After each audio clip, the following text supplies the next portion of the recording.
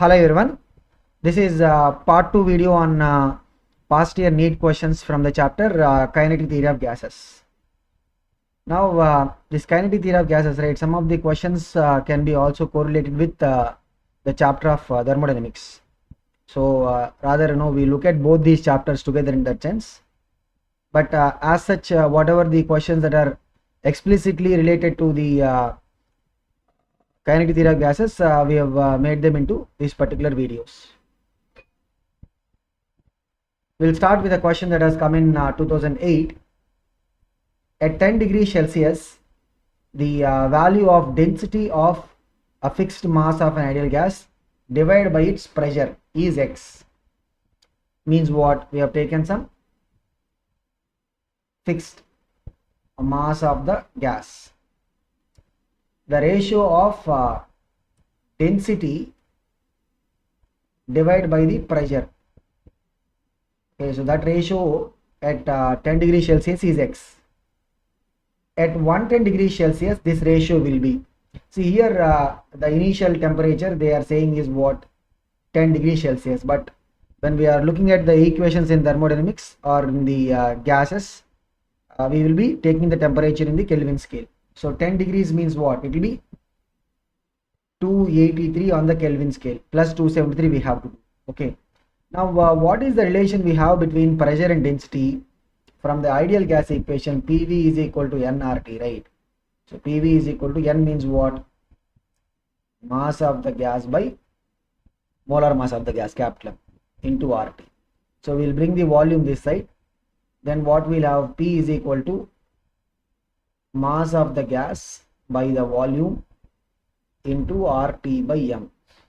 So P is equal to what? D or rho, whatever symbol you use, dRT by capital M. So this is the relation we have between the pressure and the density. So here what they are expecting us, they are expecting us to look at the ratio between the density to the pressure. So look at it. So we need density by pressure, right? So we will bring the pressure left to the right side, take everything else to the left side. What we'll have? The M will go to the numerator, RT will come to the denominator. So capital M by RT, capital M is what? Molar mass of the gas, that is anyway going to be fixed, is equal to what? D by P. So this is the ratio that they are looking at. This ratio at 10 degrees Celsius is what they are saying? X. At 110 degrees Celsius they are asking what is the value of the ratio. So it's like what? If you look at this ratio, capital M is anyway a constant and R is a constant. The only variable is what? Temperature. So this ratio we can see is what? Inversely related to the temperature part. The ratio is inversely related to the temperature. Okay.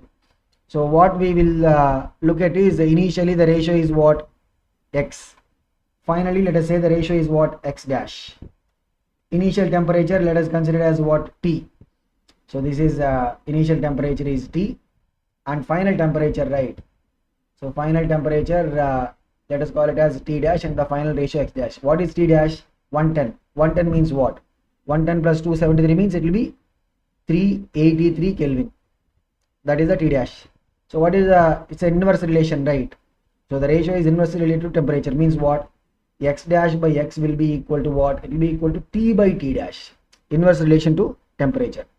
Means X dash will be equal to what? X into T by T dash. X into T is what? 283. Divided by T dash is what? 383. That's it. Now where is the answer?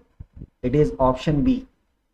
So just we need to understand what is the relation between the pressure and the density, then we will be able to straight away look at the relation of that ratio to the temperature. Accordingly we will be able to get the answer. Okay, we'll move on to the next question. This is a question based on the internal energy or the degree of freedom calculation. This has come in the year 1999. The degree of freedom of a triatomic gas. See, triatomic means there will be actually two cases. So one is a triatomic linear and triatomic non-linear. See, for any molecule, whether it is a monoatomic or a diatomic or a triatomic or a any molecule, right? It will always have three translational degrees of freedom. That will come because of the translation motion along the x-axis 1 degree of freedom, y-axis and z-axis. And there will be that rotational degrees of freedom. So if the molecule is a diatomic, right, along that axis where both these atoms are present, that rotational degree of freedom will not be there. So other two perpendicular directions, rotational degree of freedom will be there. So if you have a diatomic, right, we will take the rotational degree of freedom is what, 2.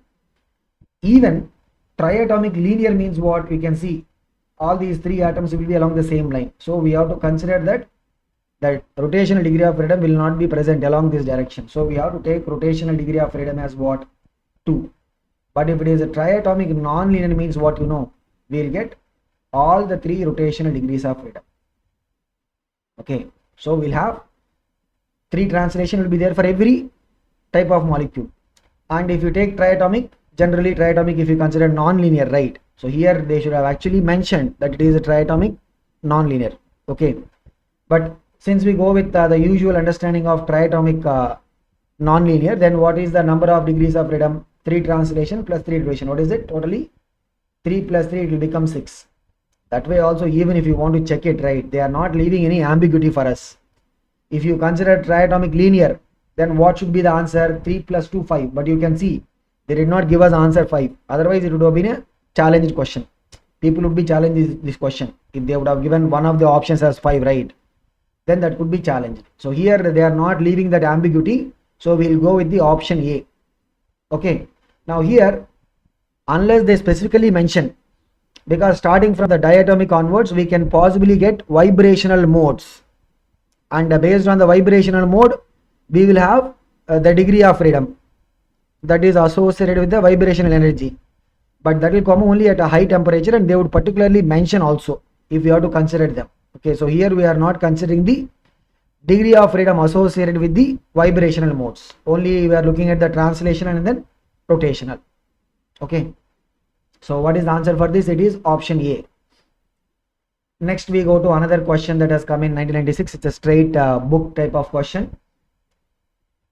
The value of critical temperature in terms of van der Waals constants A and B. See, we have the critical parameters. Critical temperature Tc, critical pressure Pc, and for 1 mole of the gas, critical volume. So we don't have the derivations for them, but we'll just have the final results. Okay, critical temperature will be 8A by 27 RB. Critical pressure will be A by 27 V square. That is critical pressure. And critical volume for 1 mole, that we need to keep in mind, because volume will depend upon what is the amount of the gas. Critical volume for 1 mole will be 3B. So these are what we call as the critical parameters. They are important because they will try to explain the behavior of the gases. So if the critical temperature is high means what? That particular gas can be easily liquefied. Okay, so means what? In that particular case, the intermolecular forces for that particular gas, the intermolecular forces are what? Strong. That is why we are able to easily liquefy the particular gas. So here what is the question? It's a straight formula type of question or the result based question. They are asking us what is the critical temperature. What is the critical temperature in terms of A and B? It is 8A by 27 RB. That's it. If they would have asked critical pressure means, what is the formula? A by 27 B square. Critical volume for 1 mole of the gas. A lot of people ignore that. So whenever we talk about the critical volume, we should keep in mind that it is about 1 mole of the gas. What is it? 3B. So what is this critical temperature significance? It is the temperature beyond which, after this temperature, if you consider temperature after critical temperature, right, the particular gas, whatever is the gas, that gas cannot be liquefied. So only up to that critical temperature we can liquefy the gas. That is what is the significance of the critical temperature. Okay. Next we have a question that has come in the year 1996. At 0 Kelvin, which is what we call as the absolute zero, which of the following properties of a gas will be zero? They are asking which of the properties will be zero. So we'll have to go through the properties one by one, which are given in the options, and then conclude.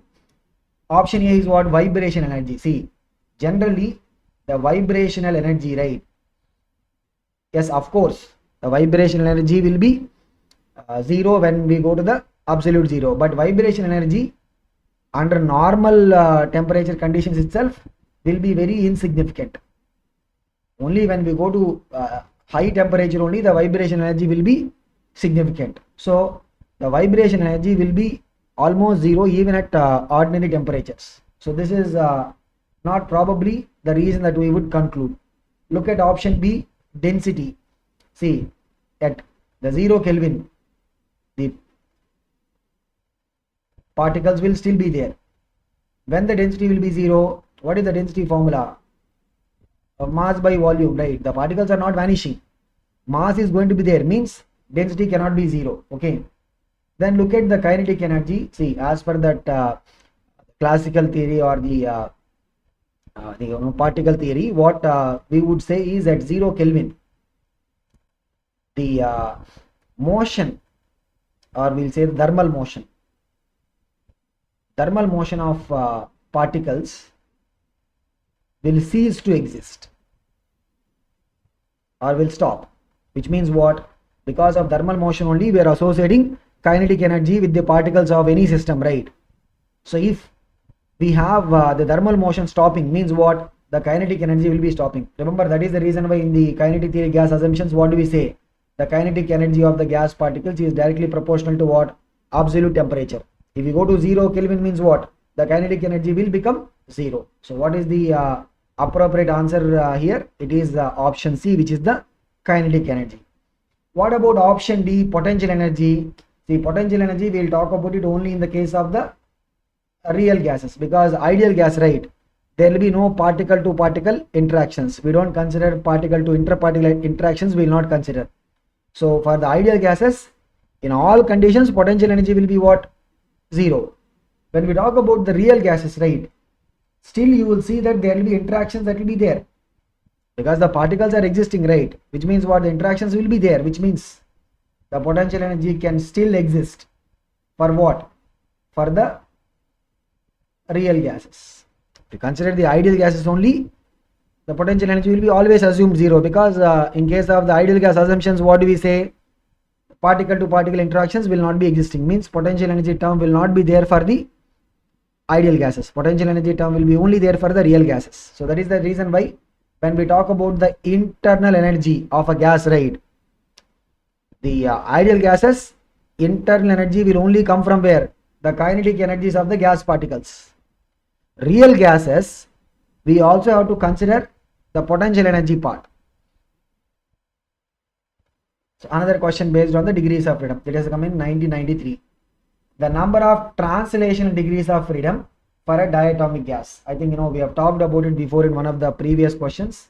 You take any molecule, whether it is a monoatomic, diatomic or triatomic, all of them will have 3 translational degrees of freedom. One because of the translational motion along the x-axis, another because of the translation motion along the y-axis, other because of translation motion along the z-axis. Okay, so remember, as per the principle of equipartition of energy, for a single molecule, right, each degree of freedom will possess how much energy? Half times kT. Here k is what? The Boltzmann's constant. K is the Boltzmann's constant. So this is what? This is energy of a single molecule. Energy of a single molecule per degree of freedom. So for each degree of freedom, what is the energy of a molecule? It is what? Half kT. So you see, for any molecule, right, whether it is a monoatomic or a diatomic or a triatomic or even polyatomic, the translational degrees of freedom will be what? Always it is going to be 3. So the right answer for this is option B. Not only diatomic, they have asked here diatomic, but even if they would ask monoatomic or a triatomic or a polyatomic, always the translational degrees of freedom will not change. It will be what? 3. So total energy that is associated with the translation and motion will be what? the number of translational degrees of freedom is 3 into half kT. In general, if the total number of degrees of freedom is n, then what will be the total energy per molecule? It will be what? N into half kT. So we have to multiply the energy per degree of freedom with the total number of degrees of freedom. That will give us what is the total energy or total internal energy of a ideal gas. What is the relation? N into half kT. Next, we have another question that has come in 1991. This is a question related to the kinetic gas equation. The relation between pressure P and energy E of the gas is. What is the kinetic gas equation? PV is equal to 1 by 3 small m into capital N. Small m is what? Mass of each molecule. Capital N is what? The number of molecules, okay, into Vrms the square. So this is what is the kinetic gas equation. PV is equal to what? 1 by 3 mn Vrms the square. So here P is the pressure, V is what? V is the volume. Now if you look at the P into V value, so what is this P into V? It is nothing but 1 by 3 m into capital N into Vrms the square. See, remember what is the Vrms formula? It is root of V1 square, the RMS velocity, V2 square, like that, whatever the number of particles that are there, divided by total number of particles n. So Vrms square means what? It is V1 square plus V2 square and so on, divided by n. So we are going to actually look at what is the final derived result. So we are going to go through the derivation to show the relation between the pressure and the energy of the gas. So in place of Vrms the square, what we can substitute?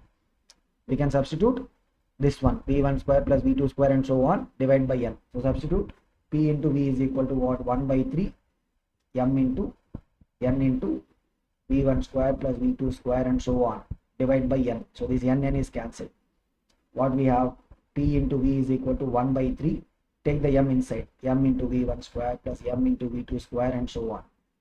M is what? Mass of each particle. V1 square and V2 square are what? The squared velocities of each of these particles. Now if you multiply both sides by half, what we will get? Half PV is equal to what? 1 by 3.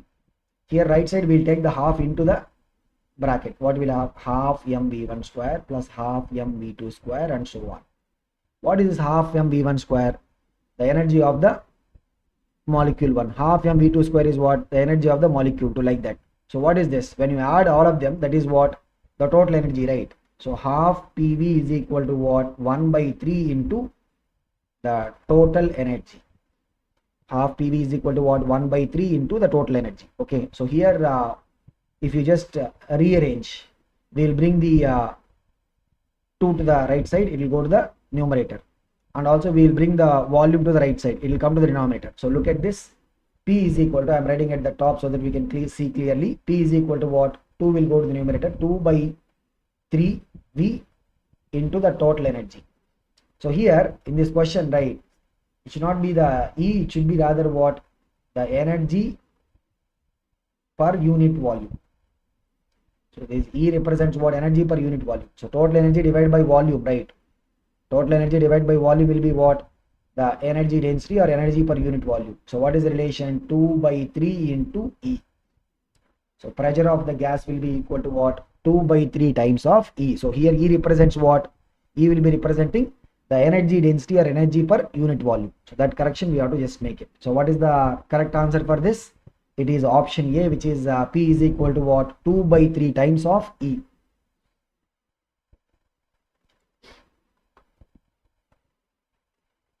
Next we will go to another interesting question. This is a question that has come in the year 1991. So this will test how good is your understanding on the Dalton's law of partial pressures. 3 containers, same volume, contain 3 different gases. The mass of the molecules is m1, m2, m3, and the number of molecules is n1, n2, n3. The gas pressures are P1, P2, P3 respectively. All the gases are now mixed and put into one of the containers. The pressure P of the mixture is. So look at it. This is, as I said, it's a classical case on how good is our understanding of the Dalton's law of partial pressures. So all the containers are what? Having same volume. So here we have mass M1, mass M2, number of molecules M2, mass M3.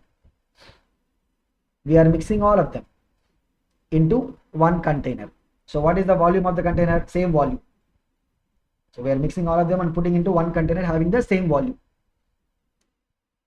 Okay. The diagram should have been more appropriate.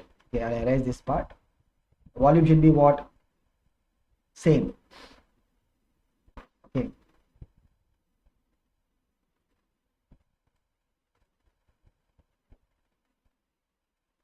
So the volume of this is also what? V. We are mixing them and keeping in it. Now they are asking what is the total pressure inside. So here what are the pressures? P1, P2 and P3. Remember what is the definition of Dalton's law of partial pressures for a mixture of gases. So here we have N1 molecules of gas 1, N2 molecules of gas. For a mixture of gases, total pressure will be equal to what? Sum of the partial pressures of the gases. What is the partial pressure definition? If that gas alone is assumed to occupy the entire volume, the corresponding pressure will be recorded as what? The partial pressure of the gas 1, that is what? P1. Similarly, gas 2 alone is occupying the entire volume. The corresponding pressure recorded is what? Partial pressure of gas 2, which is P2. If the gas 3 alone is occupying the entire volume, the corresponding pressure recorded is what? Partial pressure of the gas 3, that is what is P3. So what is the Dalton's law of partial pressure statement? The total pressure in a mixture of gases. This is what? The mixture of the gases. Total pressure in a mixture of gases is equal to what? Sum of the partial pressures of the gases, which means what? It will be P1 plus P2 plus P3. So when we talk about the definition of partial pressure, right, this is how we have to consider. So each of these gases separately, they are occupying the total volume V. Then whatever the pressures they exert, right, those pressures are called as what? Partial pressures. So the mixture, what will be the total pressure of the mixture? It is nothing but P1 plus P2 plus P3, right? So the correct answer is option C. Next we have another question on the absolute zero. So we'll have to go through these absolute zero, the assumptions. This question has come in the year 1990. According to the kinetic theory of gases at absolute zero of temperature, what is going to happen? So we'll have to go through these options. Water freezes. No, water will freeze even at 0 degrees Celsius when the atmosphere pressure is nearly 1 atm, right? So this is not the answer. Helium will be freezing. So helium will not freeze at exactly 0 Kelvin. It will be freezing little before. Liquid hydrogen freezes. That is also not the case. What is the correct one? As we said in the previous question also, the thermal motion of particles, right, will cease to exist or it will stop when at absolute zero.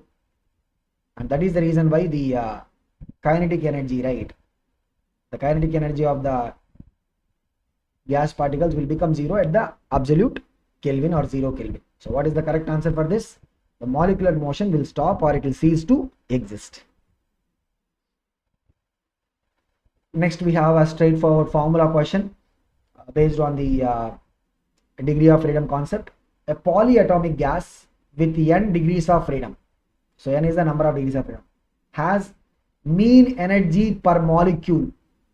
I think we have derived this formula already in one of the previous things. For any molecule, right, whether it is a monoatomic or diatomic or triatomic or polyatomic, the energy per degree of freedom. So for each degree of freedom, what is the energy? It is a half kT, where k is the Boltzmann constant. Here they are saying n number of degrees of freedom, means what is the mean energy or mean total energy of one molecule they are asking, will be what? For each degree of freedom it is half kT. They are saying degrees of freedom is n, means what? N into half kT. What is it? N kT by 2. Correct answer is what? Option C.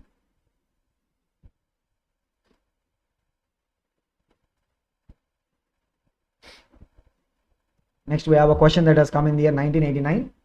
At constant volume, temperature is increased, then what happens? Means what? We are keeping the volume constant and we are increasing temperature. What is going to happen with regard to the collisions? They are all talking about the collisions. So look at it. At constant volume means what? We will fix the container volume. Okay, so in that we will have the gas particles. So volume is fixed. Temperature is increased. So when temperature increased, what is going to happen? The motion of particles in terms of the mean velocities will actually what? Increase, and hence the kinetic energy also will be increasing, because remember, as per the kinetic theory of gases, the kinetic energy will be directly proportional to absolute value of temperature or temperature on the Kelvin scale. So what do we see? Option A is saying collision on the walls will be less. No, in fact, because the motion of the particles is increasing, now the particles will be moving more faster. They are able to move more faster means what? They can cover the distance in lesser time. So we will see that the number of collisions between the molecules as well as the molecules colliding with the walls of the container, number of collisions will actually increase, because the velocities are increasing. Right now we'll see more frequent collisions happening. So number of collisions in a given time.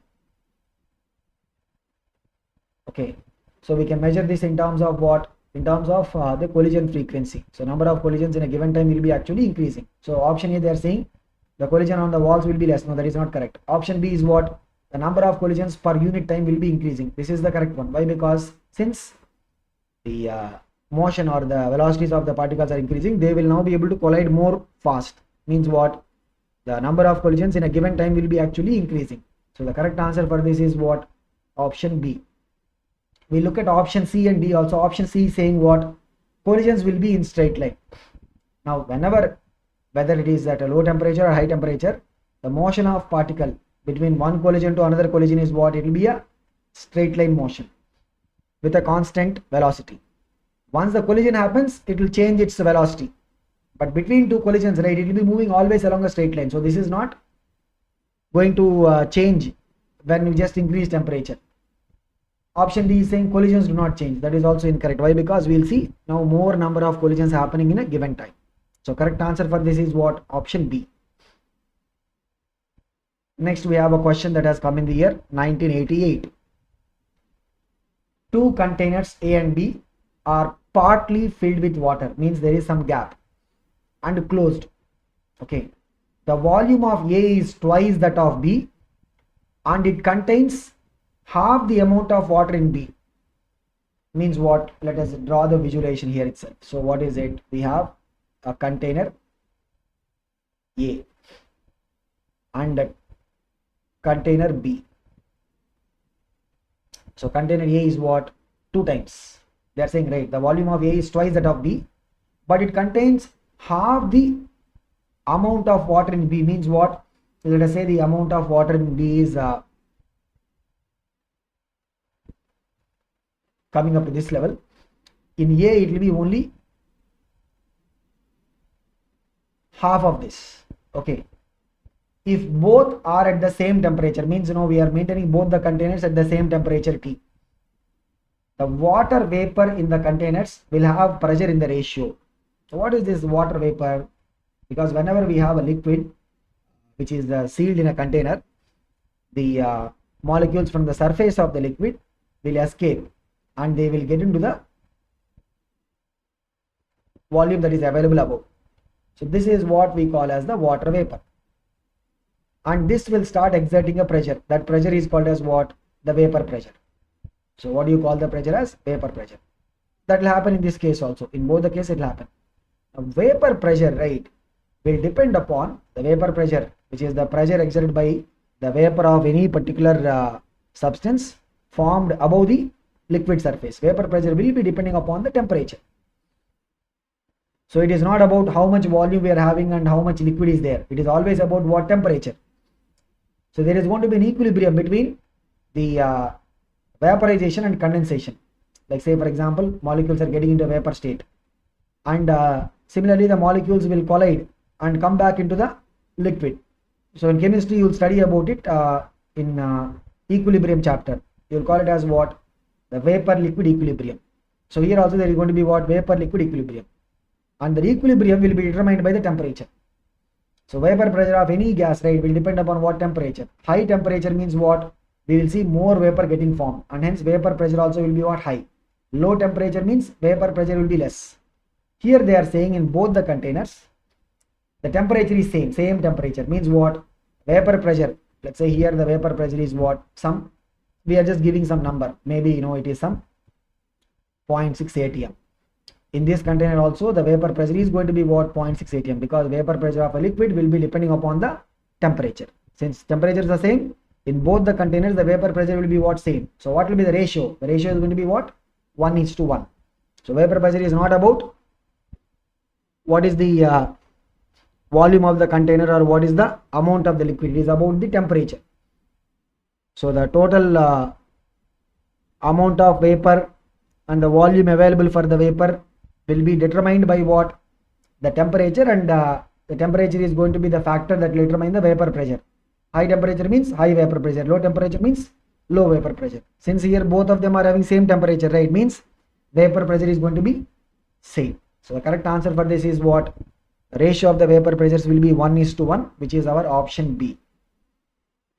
So this is about the part 2 video on the kinetic theory of gases, and with this we will conclude the discussion on past year NEET questions from the kinetic theory of gases. So as you have seen, right, most of the questions will be straightforward from the assumptions related to the kinetic theory of gases, or the questions based on the gas properties. So just make sure that you go through all the basic formulae related to the chapter, and it's a scoring chapter, because we should not ideally be, if you are really looking for a good rank in NEET, then you should not be missing out questions from chapters like this. All the best. We'll see in the next chapter.